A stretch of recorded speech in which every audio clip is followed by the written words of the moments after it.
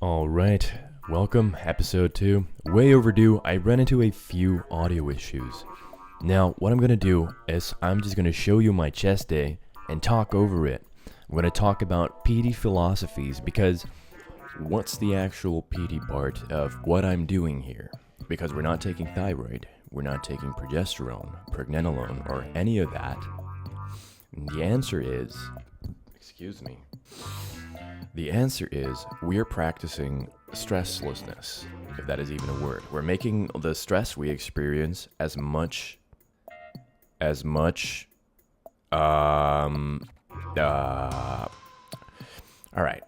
let me explain. With enough internal resources, stress isn't really a problem. Think of when you're adequately nourished and adequately rested, you're able to face the day and problems way easier. Let me read this for you. Go. So, consider stress not as a singular entity, but as dual in nature. Eustress, the beneficial kind of stress that enhances our metabolism, balances our endocrine system, and fortifies our spirits. Think of things like sprinting, a gym pump, sauna, overcoming, winning. Being adequately nourished and rested is kind of a requirement for this. Then there's distress, the malevolent twin that weaves the cruel threads of aging. This is chronic and unrelenting stress. Think of things like a stressful dead-end job, extreme marathon running, or chronic malnourishment. Basically anything that sucks the life and creativity out of you. Distress happens when the demands of the environment constantly exceed the capacity of the individual. So basically we are trying to attain a state as much as possible where we perceive very little as stressful, and we aim to be highly selective about the stress we do get, which, for example, during this bodybuilding prep is focused as much as possible on bodybuilding and hypertrophy. Selye and Pete talked about this as well. To put it simply, you don't want to run yourself into the ground. And some people aren't ready to get lean. Some people need to chill the fuck out, perhaps stay in a slightly higher body fat percentage for a while, and then build up some muscle in a sort of like a relaxed and fun kind of way. Think of lifting only 2 to 3 times a week, perhaps even once for a while nutrient bombing yourself with all kinds of highly nutritious foods like sunlight. That's not a food, but sunlight helps a ton. And rest, sleep. You know all these things. We know all these things, but the environment and our situations make it, suboptimal. Because that is basically the goal of peating, becoming optimized in such a way that you become a metabolic furnace of an organism, that no matter what kind of stress comes your way, you don't experience it as distress, but rather as eustress. Because life is always going to throw you curveballs constantly. There's no avoiding stress. There's only becoming stressless. So to make it a little bit more practical, to transmute that distress into eustress, if you will, think of sleep, nutrients, sunlight, and mindset. Mindset is really, really key. And, as a fellow Pitarian, mindset and your physiology, your physical health go in tandem. They go hand in hand, and they strengthen each other or they build each other down. But mindset can do so much for you. Like, let me give you a practical example. If you're constantly worrying about what normies are thinking of you, that is such a waste of stress and time. Focus on what you can and want to change. It's all pretty straightforward, but we need reminders sometimes, constantly actually. Like, add a routine to your week, add some structure to your life to reduce stress and thinking about it. You don't have to put yourself in a box per se, but, meal prep, form healthy habits, go to the gym every week like you said you would. A great example is, do you want the stress of going to the gym and being victorious, getting that pump, getting that growth over time? Or do you want the stress of slacking off and being a weak, do you even lift? Now, of course, when you do decide to go to the gym, it will require nourishment. So keep that in check as well. If you're too stressed out and tired, don't go to the gym. Eat, rest. Make sure you get into a routine. Make sure you get into a routine where you have enough nourishment and then go to the gym.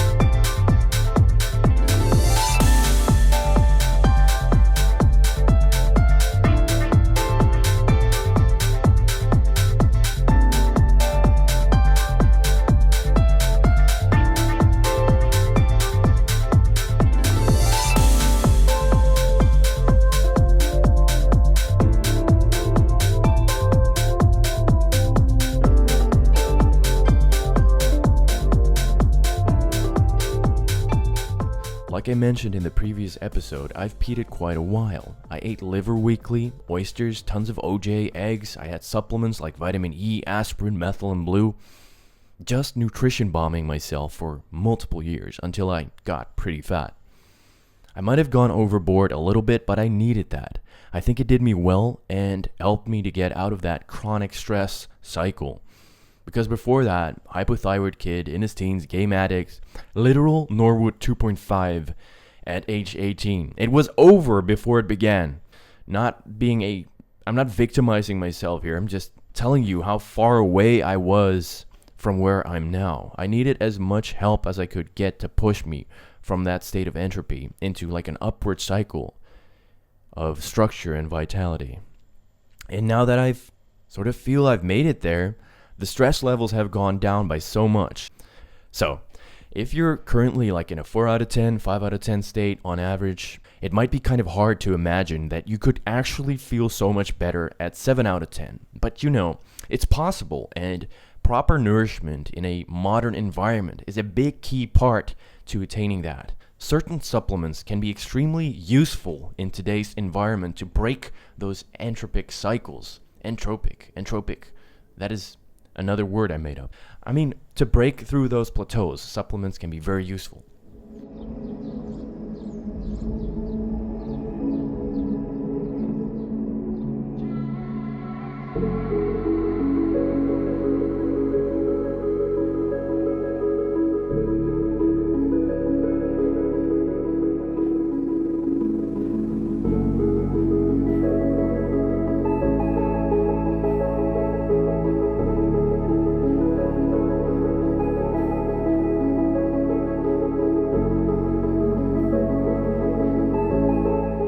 Life is short, guys. Way too short to sit on your ass and overthink about everything.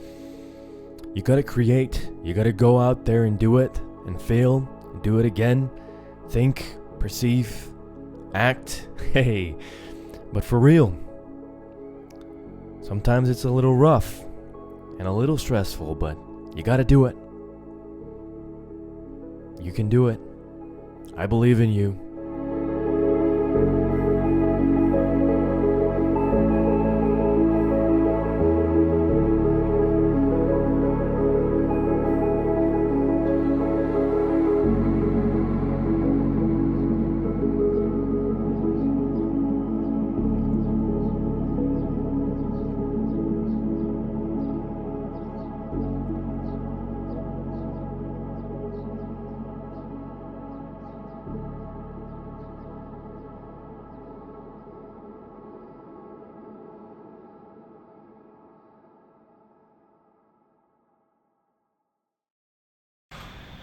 Let's start with, damn dude, can't believe, guys, I may or may not have fucked up. I mean, being this fat, I'm 5 weeks out. Yikes. I'll see what happens, Guys, I'm just a retard. I'm just logging my experiments, and I may or may not win. Like I promised, if I don't win first prize, I'm gonna shave off all my hair. I'm fucking Norwood 3 anyway, so what the heck? It's over anyway. I'm so sorry about this noise. I tried. It's from dusk till dawn, so it doesn't matter. This is like recording number 10. I went to the park as well. Don't want to bother you with that shit, but this is what I hear from dusk till dawn. So usually I just grab my stuff and I go eat out and I go to the beach. I go to the gym and I'm just gone all day because I don't want to be here because this is driving me absolutely fucking insane. I'm very grateful that I'm able to go here. Don't get me wrong. I'm not complaining. I am complaining. Fuck this shit. This is fucking bullshit. Anyway, let's get into the supplements that I'm using. This is definitely going to be my favorite. This is wild pine pollen. You can just get pine pollen, and it has over 200 bioactive vitamins and minerals and antioxidants, extremely high in vitamin C, and one of the highest sources of natural DHEA. But the reason I like it, because besides, like, I just read the article, I go try it out, and if I like it, then I keep it in my supplement cabinet. But if I don't like it, then I throw it away. I use it and I discard the entire supplement after I finish it. I don't buy new ones. You get what I'm trying to say. But this one is definitely going to be in my top 3 because how it makes me feel. It makes me feel relaxed and energetic. It feels very nourishing. You kind of notice there's a lot of nutrients in this. So that's why I like it a lot. And I'm on and off this stuff in general, not just during this cut, but especially during the cut when we want to lower the stress, then yes, I use the pine pollen. Next up, this is a big boy. This is Tonkat Ali. Now, where pine pollen is like relaxed androgenic, this is like on edge androgenic. Like this stuff really riles me up. And you gotta make sure you get the one that is, can it focus? Yep. That is high in erythromycin or something like that, because that is the type that you want to, that's the active compound. So I like the Navi brand, and I've used it last year. Just make sure that you can go your own way. Like if you live with your parents or anything, and you might flip out on them. Like the dosages are a little controversial, but in general, I just take 1 teaspoon. It says some studies recommend 200 milligrams per kilogram of body weight. So that's crazy. That's like 15 teaspoons. I'm not going to do that. It's going to make me go insane. But the studies are very promising. They showed up to 40% testosterone increase in some men, which is wild. It's like, why would you even consider taking TRT or other exogenous hormones before you even try something like this? So Tonkat Ali, I would take this if you want to get really androgenic, jacked and stacked. Activated charcoal. Now I like this a lot because it can save your day. If only I would listen to my own advice. I did not take this with me when I went to Thailand because I left it at home. And then on week 2 here, I got severe food poisoning, and I thought I was gonna die, but that's how bad I felt. And if I just took this with me, symptoms would have been not as strong. But after I revived, a few days later, I immediately ordered new activated charcoal, and now I take it regularly. It binds to the endotoxin, the toxins in the gut, takes it all out. And if you have diarrhea or anything like that, helps a lot with that as well. Guys, I'm sorry about this noise. I hope this is somewhat doable. And just make sure you don't take this with other supplements and other foods, because it can apparently bind to nutrients in that as well. So you don't want that. Take it in between meals on an empty stomach. What else we got? Let's do Shilajit, really controversial because it's gained a lot of traction. I've been using it on and off since 2020, and I'll tell you what, like, it's a little bit suspicious that the story is that this is like a raisin mined in the mountains by a group of Peaties, and then they put it in these little jars, which, you know, is that how they do it? Is that what it really is? I don't know about that, but some studies show that when it comes to sperm motility or sperm quality, both of them, in infertile men, it has been shown to increase those, like sperm motility by 35%, quality by 20%, something like that. I'll put the link in the description so you can check that out. And the thing is how it makes me feel. And this brand specifically, I emailed them labs and they sent it to me, so it's free of heavy metals. It has over like 82 minerals, and it has fulvic acid, so it binds to other heavy metals and it chelates basically. But I think the general gist of this is that it activates, it generates ATP. So this helps with energy generation, and I'll tell you how it makes me feel. It makes me feel like I've had 5 espresso, but without the jitters. So like I had a good night's rest, I had heaps of food, I put heaps of honey and milk in my coffee, in my espressos, which makes it no longer an espresso. But you get my drift. This stuff gives me energy without feeling wired, stuff like that. So I like it a lot. It works for me, and I'm somewhat of a hyper responder. A lot, actually. I literally hyper respond to anything in the environment, whether that's, you know, good or bad. But I do. Maybe I'm just a big placebo nigger, but that's what happens to me. So legit, probably gonna be in my top 3, despite the controversial. Is it? How good is it? You know, magnesium. I'm not gonna explain magnesium, guys. Magnesium, I got bisglycinate because some schizophrenics on the repeat forum said that that's the most absorbable form. There's like 15 different kinds.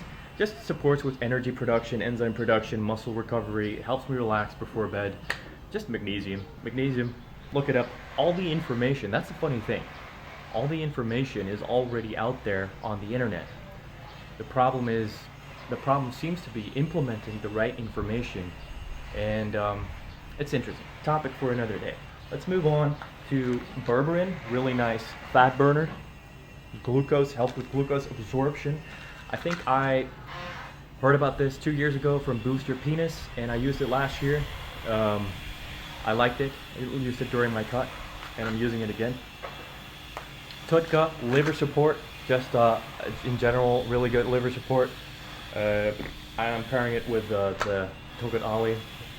Also has anti-parasitical properties and whatnot because it helps the liver. So why am I talking like that? I don't know. Alright, I think we got everything. Phagogia agrestis. Now, I have nothing to say about this because I haven't tried it yet, but I read a really good article on Hans Amoto's website that it paired really well. The article showed that it paired really well with Tokat Ali. So I'm gonna fuse these two together and see what happens. Nothing to say about it yet, but we got everything now. So, man, let me just show my physique. Is my physique visible? I don't know, man. Put it here. I'm unpumped. I don't know what happened today. This is like the worst day showing my physique.